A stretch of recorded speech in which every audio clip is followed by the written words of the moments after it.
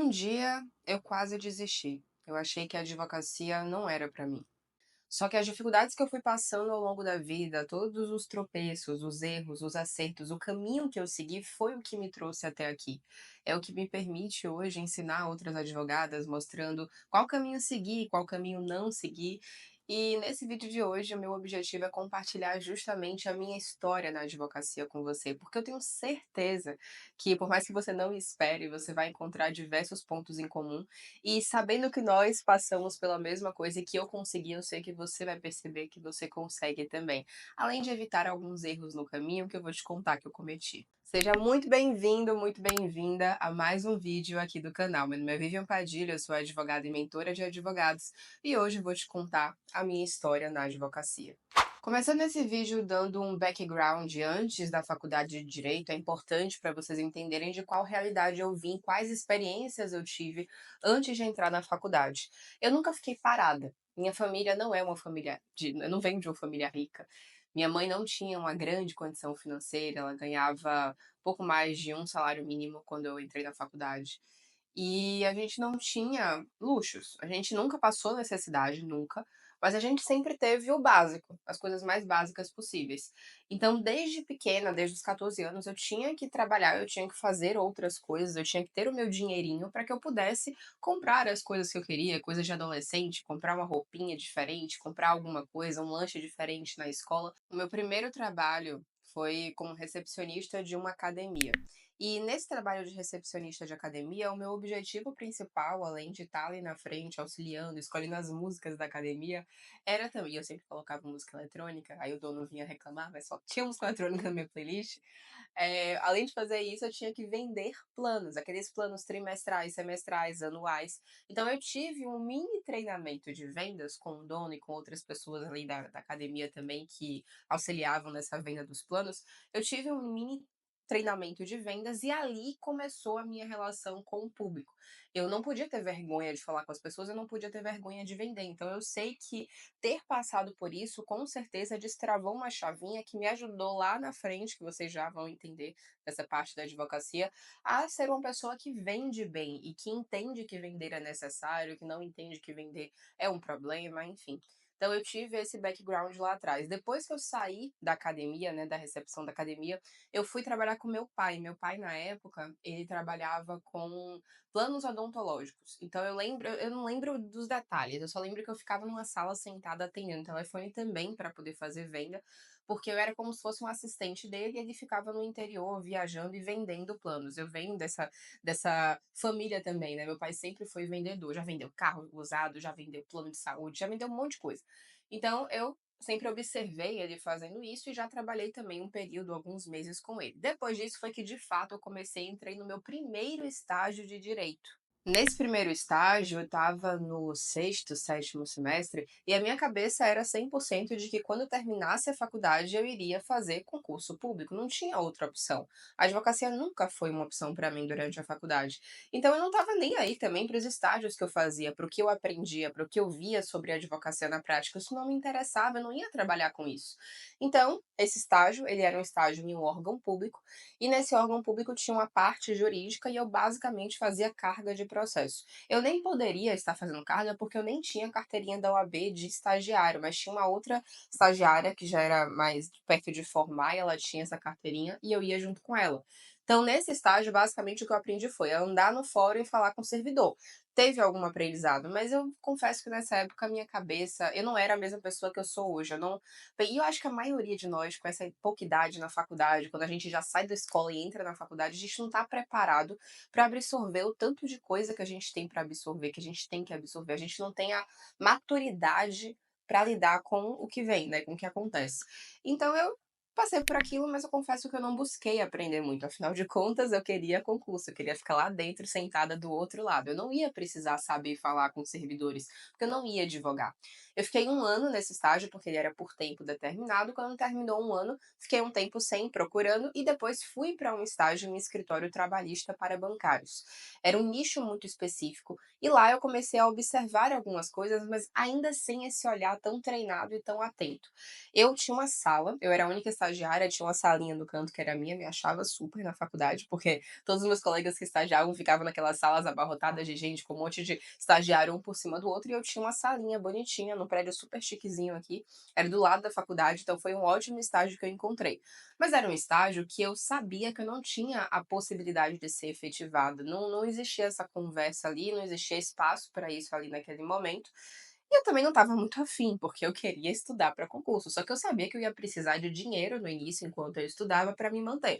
Porque eu não venho de família rica, como eu falei para vocês. Então, ao contrário de praticamente todos os meus colegas da faculdade, que eram filhos de juízes, desembargadores, empresários, eu fiz uma faculdade de gente rica. Eu sabia que eu não ia poder ficar 100% fazendo nada e estudando quando eu me formasse. Então, se eu tivesse a possibilidade de trabalhar em algum lugar, seria ótimo para mim, mesmo que eu estivesse em desvantagem com relação àquelas pessoas que podiam passar o dia inteiro estudando para passar no mesmo concurso que eu. É a vida, a gente, né, joga com as cartas que a vida nos dá e era o que eu tinha. Então, quando eu estava perto de formar, o que aconteceu? Nesse escritório, além dos sócios trabalhistas, tinham também dois parceiros deles, que eram sócios entre si, que eram da área civil, eles trabalhavam com civil e consumidor no geral, bem geralzão. E eles pegavam todos os casos indenizatórios da parte civil dos bancários que chegavam lá com casos trabalhistas. Então, a pessoa ia, fechava com o sócio trabalhista, logo depois entrava na sala do sócio do parceiro na cível e fechava com ele também. Com certeza o sócio trabalhista ganhava com isso aqui, cedendo o lugar e cedendo o cliente também. Eu não tinha essa visão na época, obviamente, essa visão comercial da advocacia, mas depois isso me deu um estalo lá na frente, quando eu passei a perceber que eles já faziam isso lá atrás, há muitos e muitos anos atrás. Isso deve ter já o quê? Uns 9, 10 anos. Como a sala desses dois parceiros do escritório era do lado da minha, e eu odiava direito do trabalho, esqueci de contar esse detalhe, eu odiava direito do trabalho, mas eu estava lá no estágio fazendo o que eu tinha que fazer. Eu não aprendia muita coisa, era aquela coisa de copiar, colar e mudar a doença ocupacional. Então, quando eu tinha um tempinho livre, eu ia na sala desse parceiro, que geralmente tinha um só lá, era um ou outro, falava de consumidor e cível, que dava para você escrever uma petição, narrar um caso, uma coisa mais envolvente, e eu pedia a petição para fazer, eu mostrava interesse em aprender sobre a área deles. E isso acabou criando uma relação, e eu acabei criando uma oportunidade, mesmo sem querer. Porque, resumindo a história, quando eu não ia ser efetivada nesse estágio, inclusive recebi reclamação, porque eu não tinha que estar fazendo coisa dos parceiros deles, né? Era dos sócios.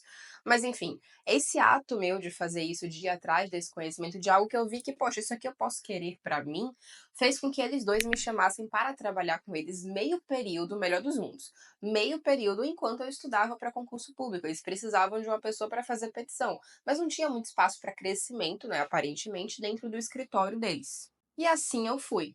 Assim que eu me formei, peguei minha OAB, fui para lá trabalhar com eles e conheci uma realidade da advocacia que eu nunca tinha visto antes, porque diferente dos advogados trabalhistas, eles não tinham um escritório com o nome deles na porta. Eles alugavam uma sala dentro do escritório de um outro advogado que detinha todo esse espaço. Inclusive, outras pessoas alugavam salas lá também. E todos podiam marcar na agenda e usar a sala de reunião para atender os seus próprios clientes. Então, eu vi um modelo de negócio ali na prática muito menos custoso do que eu imaginava que era necessário para uma pessoa começar a advogar.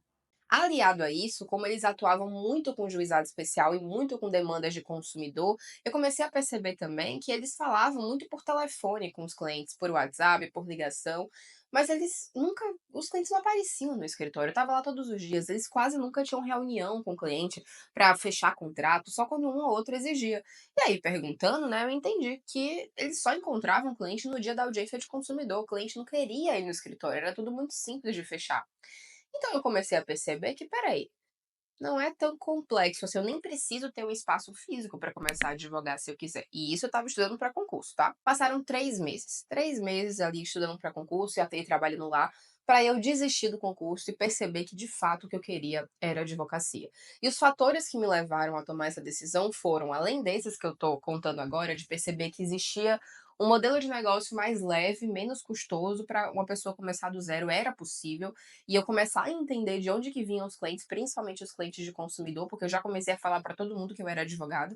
Então meus amigos começaram a trazer amigos e começaram a chegar casos para mim que eu levava para o escritório, porque eu não me sentia seguro o suficiente para pegar, porque eu não tinha exclusividade. Além de perceber tudo isso, o principal para mim, sendo muito sincera com você, foi perceber que eu era capaz de fazer aquilo. Porque Quando eu me formei na faculdade, eu fiz estágio no órgão público sem ligar para aprender nada, nunca fazia petições. Na faculdade, sinceramente, não me ensinaram a fazer petição na prática, audiência, nada disso. E no estágio trabalhista era copia e cola, era um trabalho mecânico, eu também não aprendi. Então, eu não me achava capaz de advogar. Como é que eu ia atender, lidar com o direito de uma pessoa se eu nunca tinha nem feito uma petição do zero? Se eu não sabia o básico da advocacia, eu achava que era só eu. Só que depois, disclaimer, depois que eu comecei a ensinar milhares de advogadas sobre isso, eu percebi que não era só eu. Isso era 99% das pessoas que se formavam que não tiveram a oportunidade de passar por um estágio onde foram tratadas já como advogadas, onde faziam de fato petição, protocolo. Eu nunca tinha entrado no PJE para protocolar uma ação. Então eu ficava morrendo de medo de errar. Só que durante esses 3 meses iniciais, eu aprendi a fazer tudo isso dentro desse escritório. E com confiança, sabendo que eu podia dar conta daquilo, todo o cenário de vida que eu tinha desenhado por outras pessoas, por minha mãe, pela minha família, da estabilidade do concurso público se desmanchou, porque eu percebi que, cara, dá pra fazer uma coisa que eu vou gostar muito mais de fazer e que eu vejo hoje dentro desse mercado, naquela época eu já via, que eu tenho muito mais possibilidades de ganhar dinheiro e não é tão difícil quanto parece. E foi aí que eu decidi que eu ia advogar de maneira autônoma, só que eu não podia simplesmente da noite pro dia falar pra eles, olha, não tenho um puto no bolso, mas vou sair daqui do escritório agora e começar a advogar sozinha. Óbvio que eu não fiz isso, eu me preparei para isso. E como que eu me preparei para isso? Eu fiquei um ano como associada desse escritório e durante esse um ano eu fui juntando a minha reserva de emergência, contei mais ou menos quanto que custava ser eu durante 6 meses. Eu não tinha muitos custos ainda nessa época, eu morava com minha mãe, eu não tinha custo de aluguel, de casa, nem um décimo do que eu tenho hoje, por exemplo, mas eu já tinha um custo de mais ou menos R$ 1.500 por mês, porque eu precisava pagar o FIES que estava chegando, eu precisava pagar a conta de celular, algumas coisas que eu já pagava de compras minhas e cartão de crédito, enfim. Então eu tinha mais ou menos R$ 1.500 por mês de custo, multipliquei isso por 6. Eu lembro que eu botei como meta R$ 10.000. Quando eu juntei R$ 10.000, conversei com os sócios e saí do escritório. Nisso, eu já estava há uns 6 meses em paralelo advogando, porque como eu não tinha exclusividade, eu podia atuar. Só que mesmo tendo segurança para começar a advogar sozinha, não era tão sozinha assim. Na época me surgiu uma oportunidade, né, que me pareceu uma oportunidade de me juntar com um amigo da faculdade, que virou meu sócio na advocacia. E a gente fez uma sociedade e eu, obviamente, só posso falar pela minha parte, pelo que eu senti.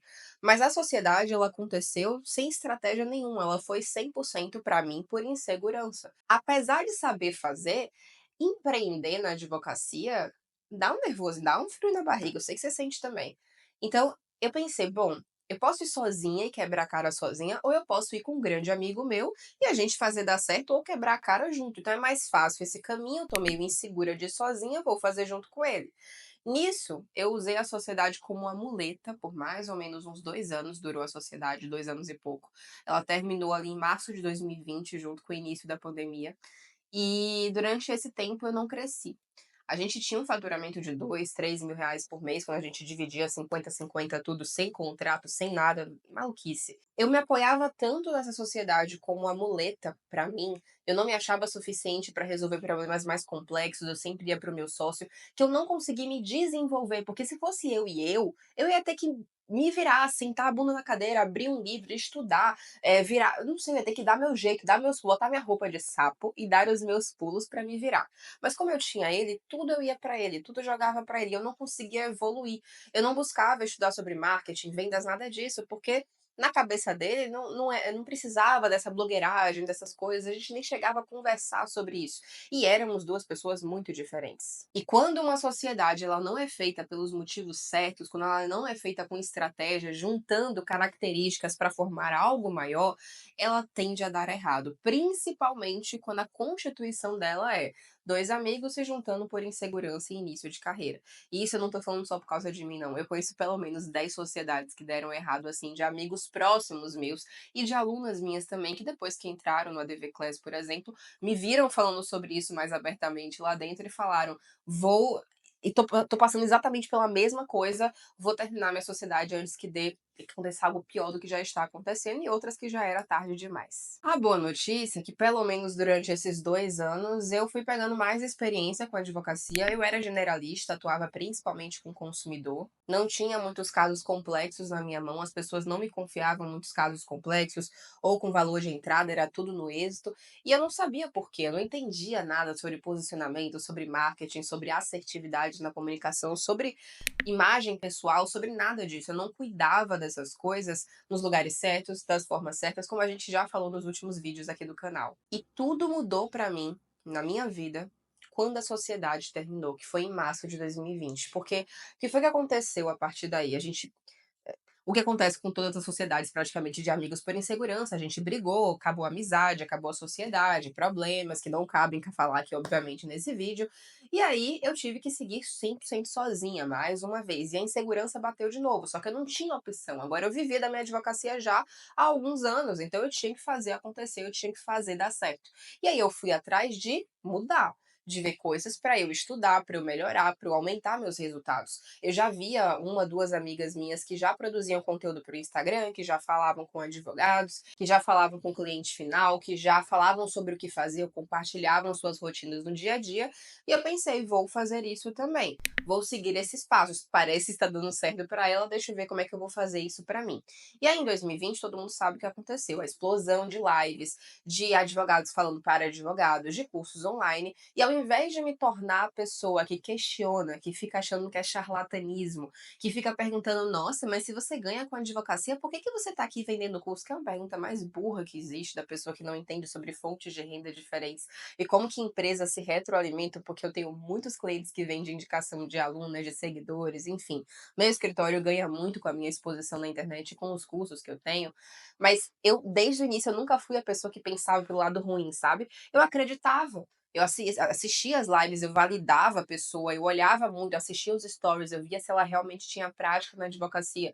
E eu escolhia as pessoas onde eu ia gastar o meu pouco dinheiro que eu tinha ainda naquele momento, eu parcelava em 12 vezes no cartão, e eu fui escolhendo quais cursos eu ia assistir, quais conteúdos eu iria me aprofundar, o que que eu ia olhar. Então eu comecei a estudar sobre marketing, sobre vendas, eu mudei de área, eu comprei curso de direito de família, de sucessões, eu comecei a me aprimorar cada vez mais. Então, 2020 foi o ano que eu mudei a minha vida e eu mudei a minha advocacia, porque simplesmente eu tive acesso a um conteúdo que eu nunca tinha visto. Eu nunca tinha visto pessoas falando sobre advocacia como empresa, falar sobre CNPJ, sobre organizar as finanças, sobre longo prazo. Eu vivia com o que eu tinha, pessoa física e pessoa jurídica se confundiam completamente. Enfim, era tudo errado e depois passou a ser tudo certo em menos de um ano. 2020 eu aproveitei, né, que estava todo mundo preso em casa e eu entrei literalmente no modo caverna. Nem no online eu não acompanhava as pessoas que eu conhecia, eu não sabia como é que estava fulano, ciclano da faculdade, quem casou, quem teve filho, eu não seguia ninguém no Instagram, eu criei um perfil do zero e eu só estudava por lá, eu só seguia perfis que falavam de marketing, vendas, direito de família, empreendedorismo, motivacional, e eu virei uma pessoa que comia estudo, que comia livro, que comia conteúdo, que assistia conteúdo gratuito. Gente, eu tinha uma pasta de print de petição de advogada que elas postavam nos stories para eu ver fundamentação, para eu estudar. Eu estudava em todos os lugares que era possível. Eu virei uma pessoa obsessiva pelo conhecimento. Foi isso que em 2020 me tirou de um lugar onde eu comecei o ano ganhando 2, 3 mil reais por mês e eu fechei novembro, dezembro ganhando 15. E depois disso, não pense que as coisas ficam muito mais fáceis, não.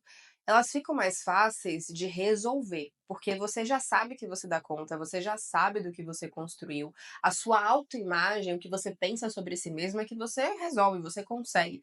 Mas novos desafios, desafios mais difíceis vão surgindo. No início, o desafio é saber para que lado ir. Depois é saber colocar aquilo ali em prática com constância para ter resultados. Só que depois que você tem resultados, você precisa ter pessoas de confiança trabalhando com você para você continuar crescendo, focando no setor comercial, no setor estratégico e gerindo essas pessoas, criando ali um plano de carreira para elas, mostrando que existe para onde ir, para você não ficar tendo gente entrando e saindo o tempo inteiro, deixando elas felizes, pensando nisso, criando uma rotina com a sua equipe para você supervisionar e erros não acontecerem no seu nome.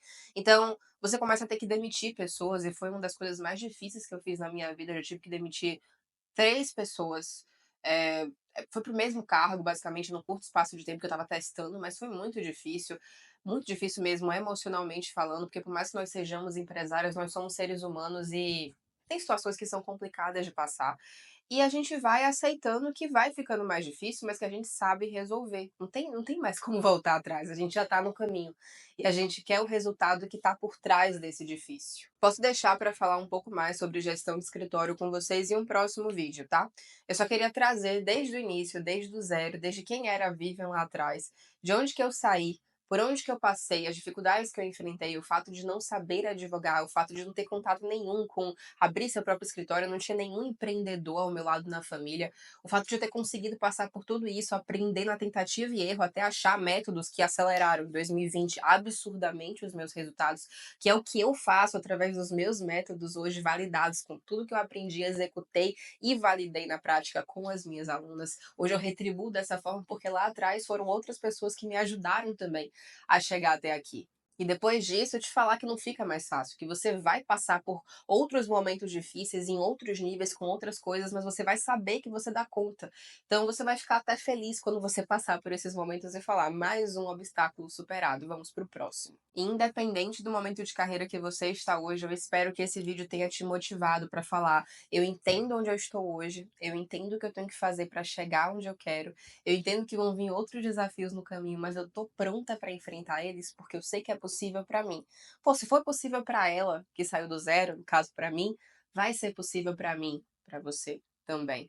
É esse o sentimento que eu quero que você saia aqui desse vídeo, porque eu sei que a minha história parece com a de muita gente. Então, por isso que eu tenho certeza de que se foi possível para mim, é possível para qualquer pessoa que sai do zero. E se você quer ajuda prática para você continuar construindo o seu império na advocacia, se inscreve aqui no canal, porque atualmente de 15 em 15, mas futuramente, semanalmente, eu tô trazendo vídeos pra cá mais longos, nesse papo mais descontraído, onde eu consigo trazer mais detalhes. Lá no Instagram também você pode me acompanhar, porque diariamente eu mostro a rotina do meu escritório nos stories e no feed pra vocês. E também estou no TikTok. Agora deixa aqui nos comentários, compartilha aqui com outras pessoas, em que momento de carreira você tá, pra eu saber. É muito importante isso pra mim, até pra adaptar o conteúdo que vem a seguir aqui para o público que eu tenho aqui no YouTube. Então traz para mim qual é o momento de carreira que você tá e qual foi a maior dificuldade que você já enfrentou ou que você enfrenta hoje na sua advocacia para que eu possa te ajudar. E se você ficou até aqui e quer saber como que eu posso te ajudar a acelerar resultados para não ficar picotando conteúdo, procurando num lugar, procurando no outro, e na tentativa e erro, como eu fiz no início, eu sempre deixo aqui na descrição os links para você verificar os meus produtos e ver qual faz mais sentido para você.